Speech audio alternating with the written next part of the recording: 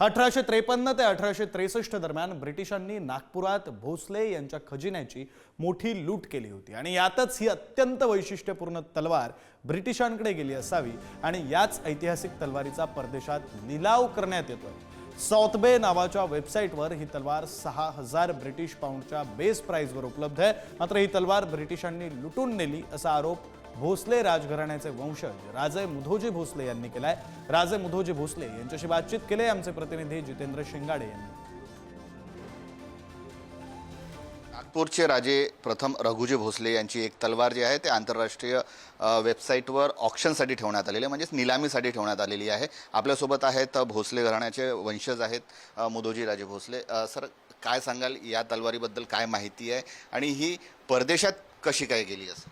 ही तलवार प्रथम राजे रघुजी महाराजांसाठी खास बनलेली तलवार होती आणि ही तलवार लढाईमध्ये बी या तलवारीचा वापर झाला असावा, कारण की लढाईसाठी 3-4 तलवारी हमेशा ते तयार राहायच्या आणि एक ऐतिहासिक तलवार आहे।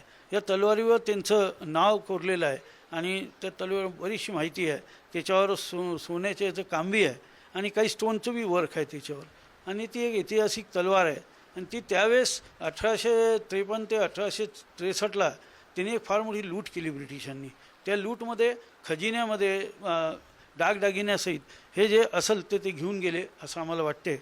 आणि दुसरीकडं की आमच्याकडे जी लिस्ट आहे त्या लिस्टमध्ये ती आहे नाही, म्हणजे ती स्त्रीधनमध्ये नसावी, ती ह्या खजान्यामध्ये असावी, घेऊन गेले असं कधी नाही। तर काही काही अधिकारी असे होते की 1-2 वस्तू ते आपले पर्सनल हे करून, तर असं होऊ शकते की एखाद्या अधिकाऱ्यांनी ती लपून छपून नेली असेल आणि नंतर त्यांनी ती विकली असेल। आता ही तलवार ऑक्शनवर ठेवलेली आहे, ही परत आणण्यासाठी तुमच्याकडनं कुठले प्रयत्न करणार?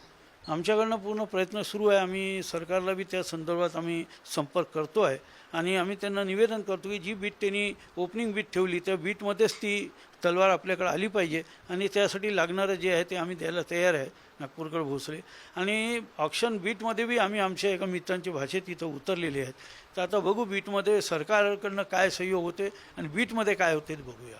धन्यवाद। कॅमेरामॅन मंगेश हस्तकचा जितेंद्र शिंगाडे, पुढारी न्यूज, नागपूर।